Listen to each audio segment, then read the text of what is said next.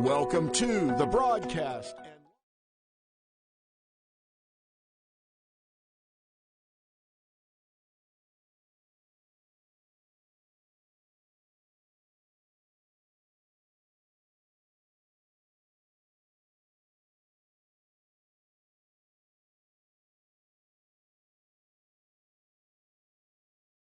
Greetings and welcome to Moonshot Radio, where every moment is an opportunity to learn. I'm your host, Nivea Torres, Executive Director of the Kindergarten Readiness Collaborative, also known as KRC. Our vision is that all children in Indian River County will be ready for kindergarten. We proudly partner with the Moonshot Moment, who is transforming the next generation in Indian River County by having 90% of all students reading on grade level by the third grade. With me today in the studio is Chief Keith Touchberry from the Fellsmere Police Department. Welcome, Chief. Well, thank you for having me, Dr. Torres. I appreciate being here. Very excited. I was looking forward to this conversation. Great. Me too. Thank you. Chief, we always like to start asking our guests a little bit about their background. Could you share a little bit about your background and your trajectory? Sure, absolutely. I'm a 30-year veteran of policing right here in Indian River County. Prior to becoming the police chief in Fellsmere in 2013, where I have served since, I was with the Vero Beach Police Department. I was hired in 1989 as a patrol officer. I rose up through the ranks until achieving the rank of captain, and I was second in command of the Vero Beach Police Department before I accepted my current position here. I'm also a veteran, United States Marine Corps active duty, and prior to that, United States Army Reserve. Well, certainly a very impressive resume, Chief. And I did read a little bit about you, and I wanted to ask you, I read something about being a canine trainer. I think some of our listeners and viewers, particularly the children, will be interested in that. Could you share a little bit about that? Those were great times. I had actually two canine partners. My first one did not make it through his we'll just say his probationary period. Oh, wow. And we sent him back, and then I got a replacement dog, and that's the dog that I had with me for my entire career. And his name was Rocky. And Rocky, his breed, he was a Dutch Malinois. They're also known as Belgian Malinois, depending on if they came from that country. So he wasn't your German Shepherd like a lot of people would expect to see. So he was a good guy. He was a great dog to have. He was very friendly. He loved playing with children. He loved playing with the ball. But he was an excellent police dog. He was a great protector and friend, and he was also a great drug dog here in our county. So we had a good time together. Oh, well, thank you for sharing that. I thought that was particularly interesting. So you clearly have a lot of experience in working with communities, and we want to ask you, you're so heavily involved in the Moonshot Moment. What is your relationship to the Moonshot Moment, Chief? Well, I guess you could say it's pretty intimate, actually, because, I'm part of the Moonshot Community Action Network, and I attend those meetings when I can. I do stay pretty busy, but my involvement began during my first full year as a police chief in Fellsmere. It was actually the summer of 2014 where Marie O'Brien and other members of Moonshot came out to help stop that summer slide, and to keep kids reading throughout the summer. And the Boys and Girls Club Fellsmere branch is right next door to the police department. So we have a great relationship with them. And so I was asked to be a guest reader. And so through a conversation with Marie O'Brien, I became intrigued by the mission of Moonshot and the Learning Alliance and Kindergarten Readiness. And so I inquired more and I learned more. But we also got those organizations involved in a nonprofit that I helped form in Fellsmere called the Fellsmere Action Community Team. And so they are huge partners in that nonprofit and help us in accomplishing our mission. But just really dedicated to improving literacy in our community, and we do a lot of things there in addition to our affiliation with Moonshot Moment.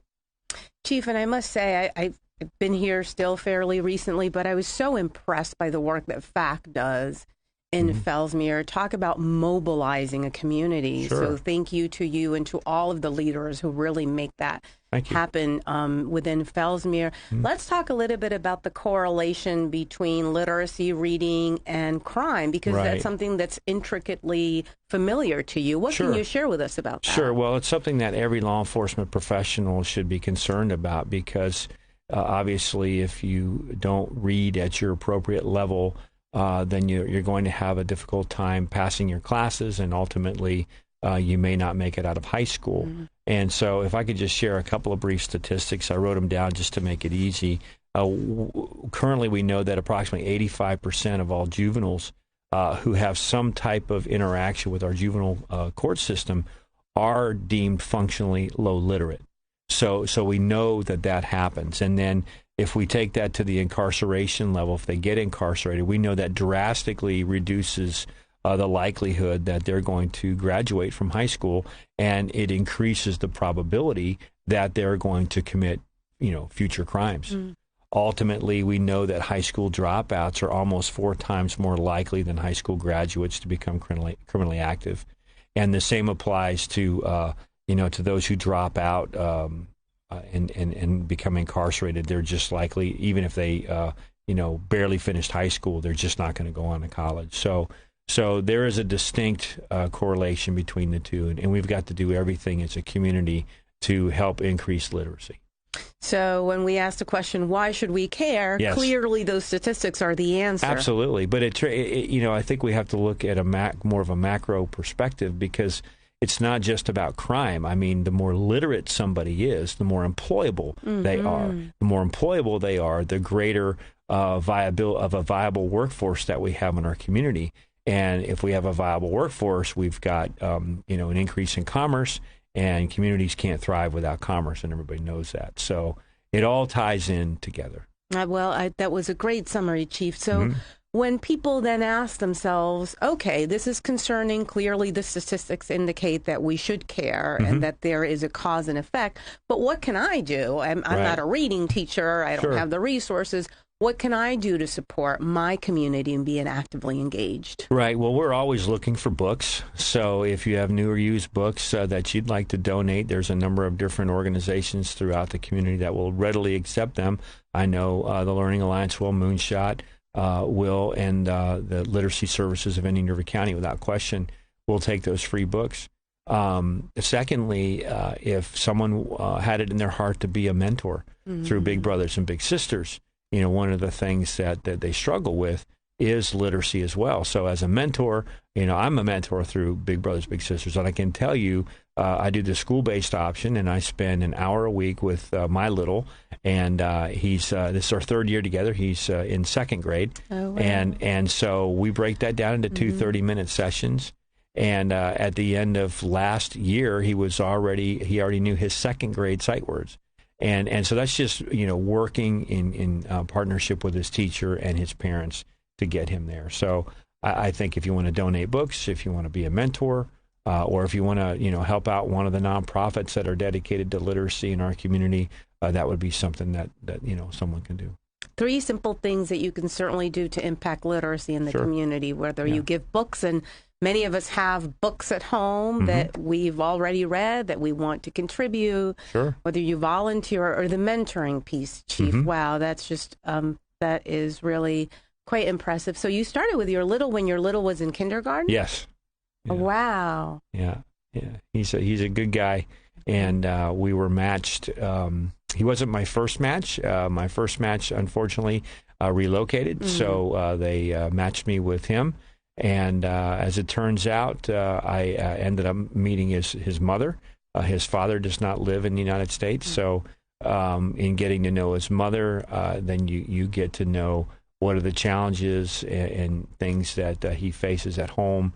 And again, it's kind of that whole, it takes a community or a village to raise a child. You work with the parents and the teachers and so forth, and you will make a difference without question. Chief, and I think your whole approach, your community approach, impacts the community, but it also impacts your police department in Fellsmere, because this is a philosophy that you share with the team there, correct? Sure, absolutely.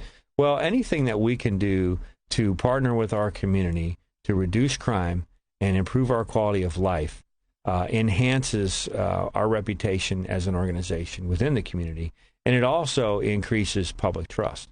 And that's ultimately our goal, is to maintain the public trust. Otherwise, we're not going to have the authorities and the powers that we do as law enforcement.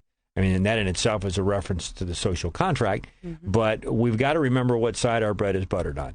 And so the more we can work within our community to, again, accomplish those two things, reduce crime and improve quality of life, the greater trust and confidence the community will have in us as a police department.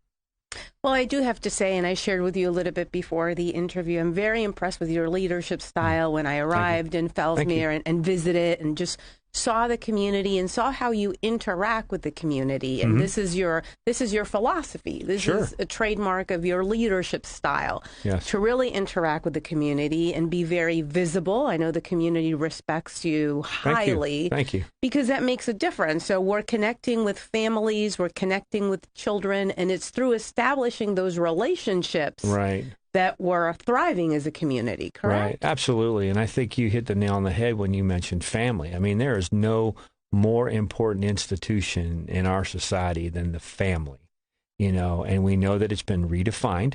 And we also know that families tend to be a little broken, and that families struggle.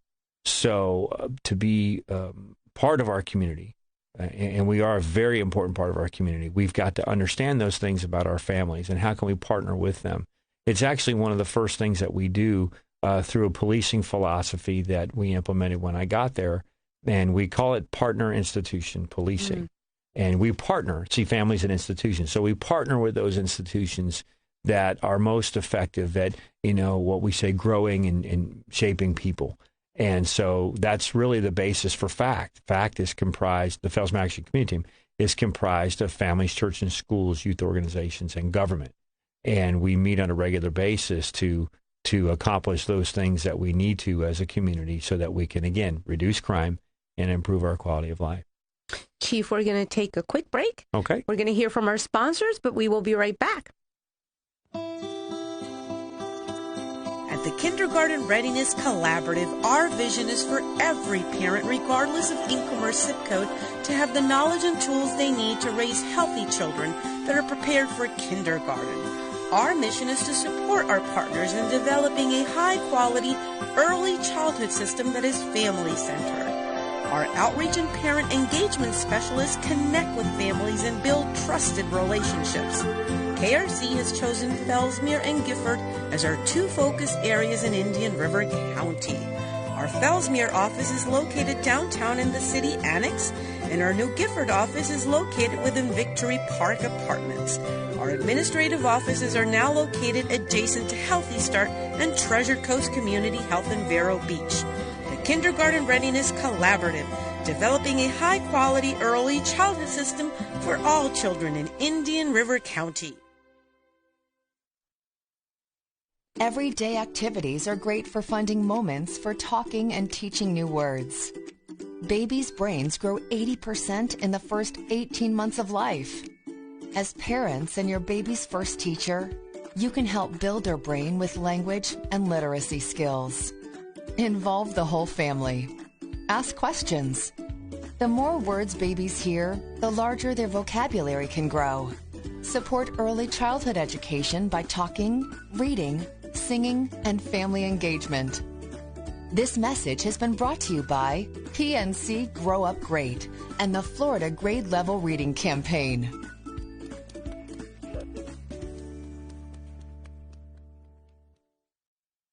The Red Onion Eatery has great food, draft and bottled beer, wine, and view. You can enjoy breakfast sandwiches or your plated egg favorites. How about their specialty sandwiches like lobster roll, crunchy grouper Reuben, their seafood, shrimp, scallop kebabs, ahi tuna on greens, crab poppers, and a variety of soups, salads, and a host of other sandwiches. Burgers, fries, and hot dogs, too. From 8 to 8, the Red Onion is great. Full menu at redonioneatery.com. Red Onion Eatery, across the street from Humston Beach. Christie's Family Fitness, the premier facility in town with adult fitness, including a beautiful gym floor, pool, 100 group exercise classes a week, including spinning, cycle, yoga, bar, Pilates, aqua, and small group training. Do you have a child?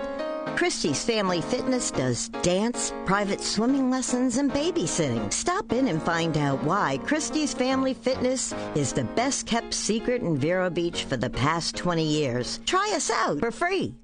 Do you know what Sweet Kiss in Vero Beach is? It's a real European gelato shop with great flavors made fresh every day. Gluten-free, vegan, dairy-free options too. The perfect place to share a family dessert, date night, or just for a great cup of coffee with the very best cannoli in the area. A small cup of gelato has about 80 to 150 calories, so you can treat yourself without feeling guilty anytime. Come visit Sweet Kiss soon. Your lips will love you for it. 2101 Indian River Boulevard. Open noon to 9.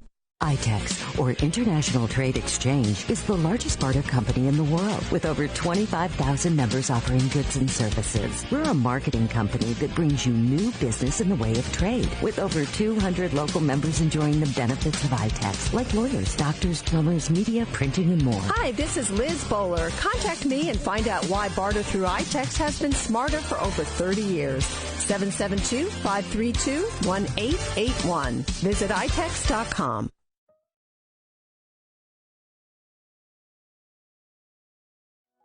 We're back to Moonshot Radio, where every moment is an opportunity to learn. I'm your host, Nivea Torres, Executive Director of KARC.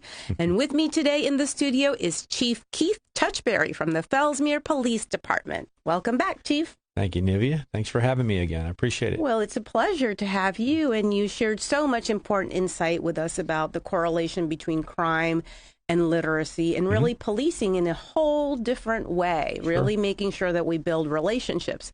So having said that, I want to talk about a very exciting program that's really connecting the community and building relationships, cadets and kids. Could you share with us a little bit about that program? Sure, absolutely. Cadets and Kids is a program that we started two school years ago, and it's a partnership between the Fellsmere Police Department, the Fellsmere Elementary School, and the Indian River State College Police Academy down at Fort Pierce. And the purpose of the program is to partner adult learners with child learners who have a mandatory assessment in common. So, for example, the Police Academy recruits have to take and pass the state exam if they're to become certified and be employable as law enforcement. And then our third graders in the state of Florida all have to pass the Florida Standardized Assessment. So we target third graders in our elementary school and partner up with the recruits. And, of course, we share with them, what they have in common. And then we just set about, developing normal relationships between people. Of course, the kids look up at the recruits as being big brother-like and or sister-like. And so we tie them in a number of different ways. First, they all have the same T-shirt. And the kids also have a replica of the Police Academy baseball hat. Oh. And so we give it to them at the beginning of the program, which typically starts around October, and we call it their thinking cap. And they're not allowed to wear it outside of class. It remains in the classroom, and it's something that the teachers use to incentivize learning as they focus on preparing for that final assessment at the end of the year. And we've found that a lot of things happen along the way with this program that are transferable, not just to our profession, but to these kids as they grow older. And in terms of success, Chief, because they do have to take this important exam, as you noted. So what is the success rate when you think about the kids and the cadets? Did they pass the test? Right. Well, there's two things that we can use to measure. I think one actually you can measure, and the other you just can't, meaning the difference between a tangible and an intangible. Yes. But we know our first year, for example, and I brought some notes just to help refresh my memory, but we partnered with just one class the first year. But we didn't ignore the other ones. But we partnered with one class, and they reached 172% of its target growth reading compared to 150% throughout the rest of the third grade in that particular school. And, of course, their math scores were equally impressive. They were higher compared to the other classes. And all of our recruits passed their exam. Last year, our scores were not as high as we had hoped. But we spread out the program over every third grade class, not just one. And so the recruits are spread kind of thin. And so we've done some thinking and studying on what we can do to improve things next time, which is this year. But the tangible, the kids did pass ultimately, and their scores were higher. But the intangible things that I mentioned was just how they felt, going and being a part of that program. and just the self-esteem. And then again, we benefited from the improved relationship and the increased trust. Well, certainly it's a mutually beneficial relationship for both sides, because Yes. I'm sure that the recruits got a lot from it as well, and just mentoring and spending time with the little ones and helping them achieve this significant milestone in third grade. Right. Well, and just one final point, when you bring in young men and women who want to become police officers and you expose them to elementary school-age children, some of them are already parents, so they get it, but a lot of them are not. And so it's my hope that through this exposure, we might promote an interest among them as future officers to maybe pursue a stint, if you will, as a school resource officer. Because most young men and women don't join up saying, someday I want to be an SRO. They're not as driven by that desire as they are to work in other, facets of our profession. But we're hoping that it will promote an interest in that regard. Oh, I love hearing that. Here again is the connection to the community, as we were talking about earlier. Before we sign off, I want to make sure that we talk about FACT, because there is a big endeavor going on. Yes. Now. Could you share with us how can we be helpful to FACT? Absolutely. Again, FACT stands for Fellsmere Action Community Team, and it's comprised of a lot of very caring people in our community that represent our, families, churches, schools, youth organization, government, and the nonprofits that support all of them. And what FACT is attempting to do is to build a community resource center in Fellsmere. The city is making the land available, so that's a big price tag that they're not going to have to pay. But the purpose of the community resource center is to provide a location where additional services to the community can be housed and so forth, and also to serve as what a community center would serve as, with meeting space for people to have functions and so forth. So it's a lofty goal. FACT does need money for this purpose, and they are trying to raise money. But we would like to get as much as we can from anyone who wants to donate, any private citizen, any nonprofit, any organization. And also FACT could use some help with grant writing to make that happen. So, and if someone, our viewers or listeners, are interested in helping with grant writing or in making a contribution, who should they contact, Chief? Sure. Initially, you can reach out to me at the Fellsmere Police Department, and that number is 571-1360, 571-1360. And I can direct that person to the president of our association or anyone else who's part of that committee to get them connected. Oh, excellent, Chief. Any future plans for the Fellsmere Police Department in terms of literacy and reading? Anything that you'd like to share with us, Sure, Chief? just to continue to expand the services that we have right now to the extent that we're able to, and to be on the lookout for any new ways, to increase literacy in our community and to participate in those functions, that promote literacy in the community. We do a lot. Like I said, we've got those portable book libraries that we help find, get books for. We have an annual back-to-school book bag giveaway that we participate in with FACT because we are an active member of FACT. But that would be the best answer, is whatever we can, as much as we can, because it's important to us. Well, thank you, Chief, for everything that you do. You do have an active Facebook page, the Fellsmere Police Department, yes, we do. right? And I've seen a lot of pictures there, and certainly the back to school, which was a great success. So Thank you for everything that you do, that the Fellsmere Police Department does. But most importantly, thank you for being the leader that you are. Thank you. And thank you for supporting the Moonshot Moment. Absolutely. That it's my certainly pleasure. makes a difference. Thank you, Chief. And thank you for having me here today. Excellent. And until next time, this has been Moonshot Radio, where every moment is an opportunity to learn.